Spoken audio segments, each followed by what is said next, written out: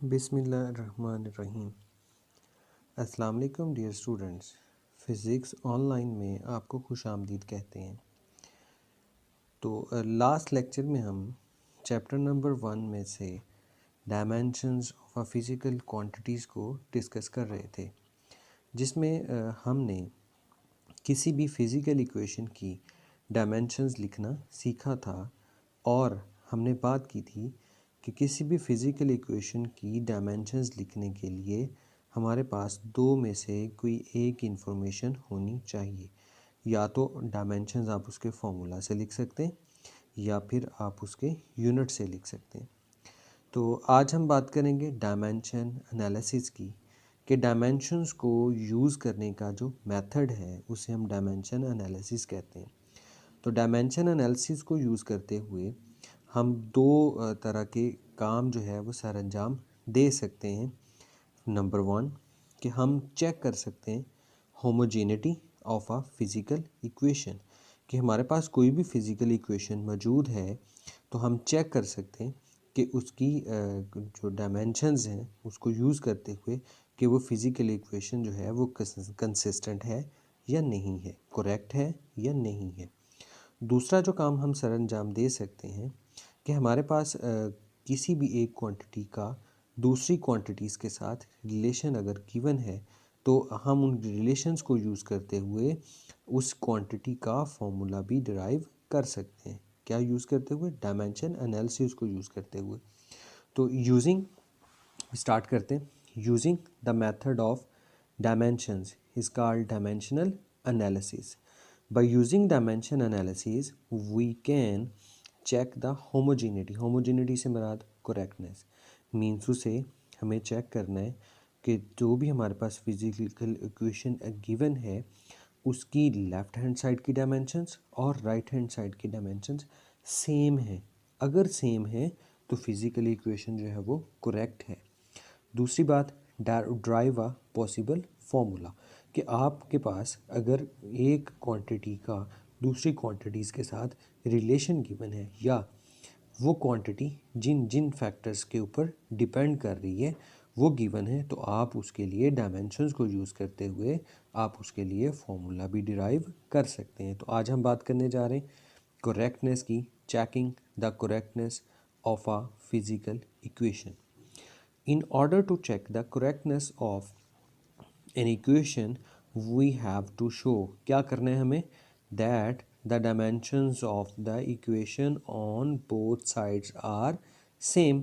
अगर तो सेम हुई तो वो इक्वेशन करेक्ट है, होमोजेनिटी रखती है।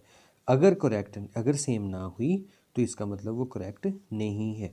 This is called the principle of homogeneity.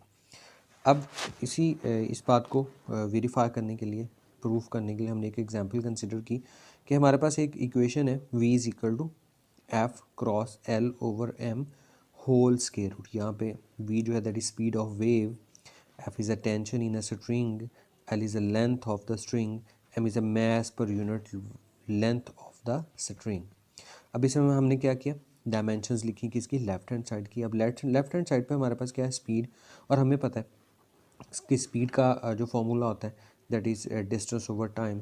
तो डिस्टेंस के लिए लेंथ यूज़ करते हैं एल कैपिटल, और टाइम के लिए कैपिटल टी यूज़ करते हैं। तो यहाँ पे क्योंकि डिस्टेंस ओवर टाइम था, इन्वर्स में था, तो वो एल टी इन्वर्स आ गया हमारे पास। डायमेंशंस किसकी, लेफ्ट हैंड साइड की। अब हम लिखेंगे डायमेंशंस किसकी, राइट हैंड साइड की। अब राइट हैंड साइड पे हमारे पास तीन क्वांटिटीज़ हैं, फिजिकल क्वांटिटीज़, फोर्स है, लेंथ है, मैस है। अब फोर्स की डायमेंशंस चाहिए, लेंथ की डायमेंशंस चाहिए, मैस की डायमेंशंस चाहिए। क्योंकि वो रेसिप्रोक उसमें डिनोमिनेटर में था तो हम उसको नोमिनेटर में ले गए, तो उसकी पावर जो है -1 होगी, और होल के ऊपर क्या मौजूद है, स्क्वायर रूट मौजूद है। अब फोर्स की डायमेंशन हमें पता है, f is equal to m में से हमने फाइंड की M L T inverse square. Length की डायमेंशंस कैपिटल एल, मैस की डायमेंशंस कैपिटल एम।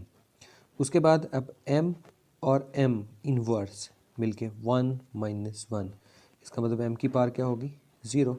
इसी तरह l और l square, t inverse square और होल की पावर 1/2। अब हमें पता है कि पार के ऊपर पार, यानी कि एक्सपोनेंट के ऊपर एक्सपोनेंट हो तो वो आपस में मल्टीप्लाई हो जाते हैं। अब m की पार क्योंकि ज़ीरो थी तो किसी भी वेरिएबल की पार ज़ीरो हो तो वो 1 के इक्विवेलेंट होता है, हम उसको ड्रॉप कर दिया तो हमारे पास L square T inverse square रह गया।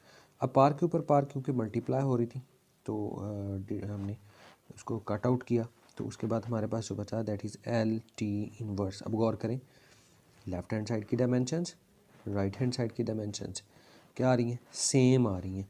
Dimensions of left hand side is equal to dimensions of right hand side. That's why equation जो है कौन सी, v is equal to f cross l over m square root is dimensionally correct. क्या है, correct है। तो इसी method को यूज़ करते हुए आप किसी भी फिजिकल इक्वेशन को चेक कर सकते हैं कि वो करेक्ट है या नहीं है। इसके बाद जो सेकंड एप्लीकेशन है डायमेंशन एनालिसिस की, that is driving a possible formula. तो इंशाल्लाह हम नेक्स्ट लेक्चर में, लेक्चर नंबर 3 जो डायमेंशन से रिलेटेड है, उसमें हम किसी एक क्वांटिटी की डिपेंडेंस चेक करेंगे दूसरी क्वांटिटीज़ के ऊपर, और फिर उसी रिलेशन को यूज़ करते हुए हम डायमेंशन एनालिसिस को यूज़ करते हुए हम उसके लिए फार्मूला भी ड्राइव करेंगे। उम्मीद है कि आपको डायमेंशन एनालिसिस को यूज़ करते हुए किसी भी एक फिज़िकल इक्वेशन की करेक्टनेस चेक करना आ गया होगा। और चैनल को लाइक भी कीजिएगा, सब्सक्राइब भी कीजिएगा और अपने फ्रेंड्स के साथ शेयर भी कीजिएगा।